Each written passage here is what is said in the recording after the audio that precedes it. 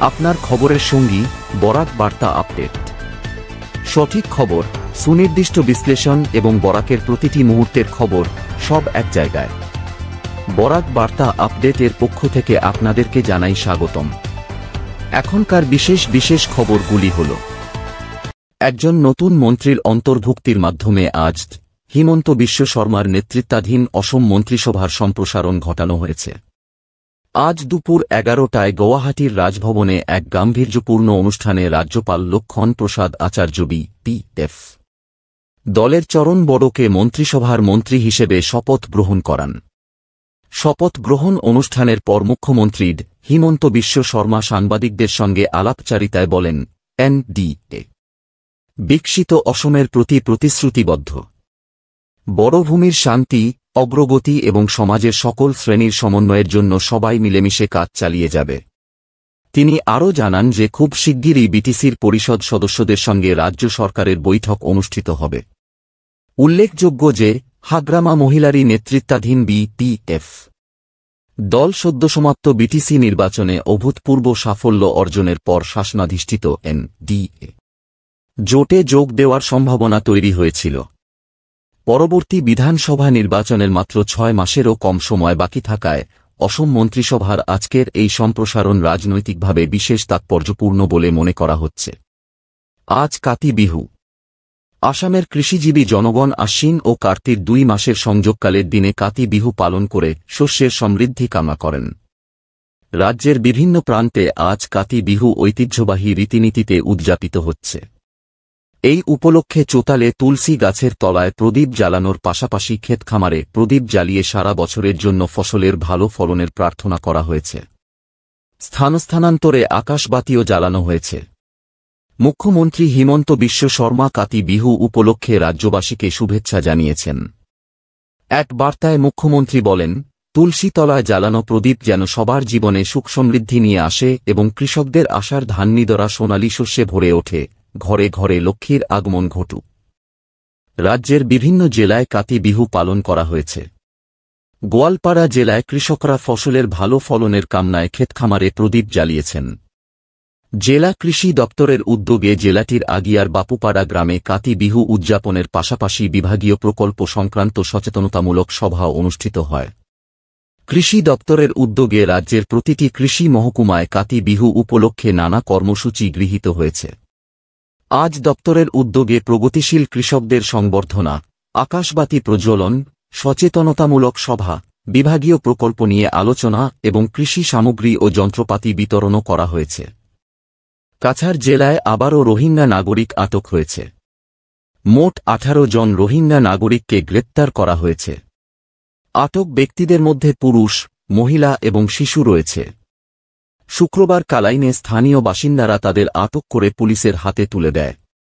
জিজ্ঞাসাবাদের সময় তারা স্বীকার করে যে সকলেই মিয়ানমারের বাসিন্দা এবং দীর্ঘদিন ধরে অবৈধভাবে ভারতে বসবাস করছে। জানা গেছে তারা দালালের মাধ্যমে হায়দরাবাদ থেকে কালাইন এলাকায় আসে। তাদের উদ্দেশ্য ছিল বাংলাদেশে ফিরে যাওয়া, কিন্তু সীমান্ত অতিক্রম করার আগেই স্থানীয় লোকজন তাদের আটক করে। প্রাথমিক তদন্তে রোহিঙ্গা নাগরিকরা জানিয়েছে যে মিয়ানমারের সহিংস পরিস্থিতির পর তারা প্রথমে বাংলাদেশে আশ্রয় নিয়েছিল। পরে জীবিকার সন্ধানে ভারতে এসে ভুয়া নথিপত্র ব্যবহার করে বসবাস করছিল। কিন্তু সম্প্রতি ভারত সরকার অবৈধ অনুপ্রবেশকারীদের বিরুদ্ধে তল্লাশি অভিযান জোরদার করায় তারা দালালের সহায়তায় বাংলাদেশে ফিরে যাওয়ার চেষ্টা করেছিল। দালালরা টাকা নিয়ে প্রতারণা করে তাদের কালাইন এলাকায় ফেলে পালিয়ে যায়। পুলিশ ইতিমধ্যেই ঘটনার তদন্ত শুরু করেছে। জনতার শিল্পী জুবিন গার্গের স্বাস্থ্য সংক্রান্ত বিষয়ে বিশেষ তদন্তকারী দল SIT আজ চিকিৎসক ডা. হিতেশ বুয়ার বয়ান গ্রহণ করেছে। জুবিন গার্গকে কী ধরনের ওষুধ দেওয়া হয়েছিল, তার স্বাস্থ্য নিয়ে কি পরামর্শ দেওয়া হয়েছিল, সেই সব তথ্যই SIT ডা. বুয়ার কাছ থেকে সংগ্রহ করে। পরবর্তীতে সংবাদ মাধ্যমের সামনে ডা. বুয়া জানান যে জুবিন গার্গকে আগুন ও পানির সংস্পর্শ থেকে সর্বদা দূরে থাকার পরামর্শ দেওয়া হয়েছিল। চিকিৎসক দলের পক্ষ থেকে বিষয়টি তার পরিবার, ম্যানেজার এবং বন্ধুদেরও বিস্তারিতভাবে বুঝিয়ে দেওয়া হয়েছিল। তিনি আরও বলেন, মৃগীরোগে আক্রান্ত ব্যক্তি কখন ও কোথায় খিঁচুনি হবে তা পূর্বাভাস দেওয়া সম্ভব নয়। তাই এত সতর্কবার্তার পরেও জুবিনকে বিদেশে নিয়ে গিয়ে সাগরের পানিতে নামতে দেওয়া একেবারেই ভুল সিদ্ধান্ত ছিল বলে মন্তব্য করেন ডাকবুয়া।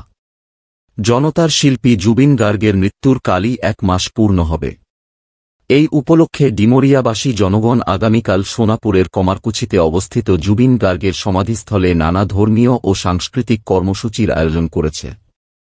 অনুষ্ঠানে গীতা পাঠ, সংকীর্তন, সর্বধর্ম প্রার্থনা, 100টি নামতি দলের সম্মিলিত নাম প্রসঙ্গ, 100 জন বাঁশিবাদক দ্বারা শ্রদ্ধাঞ্জলি নিবেদন, শিল্পী ও কলাকুশলীদের বিশেষ শ্রদ্ধাঞ্জলি অনুষ্ঠান অনুষ্ঠিত হবে। একইভাবে রাত্রিতে ভাওনা প্রদর্শনেরও ব্যবস্থা করা হয়েছে। আগামীকাল সমাধিস্থলে অনুষ্ঠিত এই 1 মাসিয়া অনুষ্ঠানে শিল্পীর পত্নী গরিমা শইকিয়া গার্গ সহ অন্যান্য আত্মীয় স্বজন উপস্থিত থাকবেন। প্রাণের শিল্পী এবং আসামবাসীর হৃদয়ের স্পন্দন জুবিন গার্গের প্রতিমূর্তি স্থাপন করা হবে শিলচরের অসম বিশ্ববিদ্যালয় প্রাঙ্গণে। একই সঙ্গে বিশ্ববিদ্যালয়ে নির্মীয়মান 500 আসনের অডিটোরিয়ামটির নামকরণও করা হবে এই জনপ্রিয় শিল্পীর নামে। সম্প্রতি বিশ্ববিদ্যালয়ের নির্বাহী পরিষদের 176তম বৈঠকে এই সিদ্ধান্ত নেওয়া হয়েছে। উপাচার্য অধ্যাপক রাজীব মোহন পন্থের সভাপতিত্বে অনুষ্ঠিত সভায় সিদ্ধান্ত নেওয়া হয় যে জনতার এই প্রিয় শিল্পীর প্রতি রাজ্যবাসীর আবেগ ও অনুভূতিকে সম্মান জানিয়ে রাজ্য সরকারের অর্থায়নে নির্মীয়মান 500 আসনের অডিটোরিয়ামটি জুবিন গার্গের নামে উৎসর্গ করা হবে। পাশাপাশি অডিটোরিয়ামের সামনেই স্থাপন করা হবে এই কিংবদন্তি কণ্ঠশিল্পীর প্রতিমূর্তি।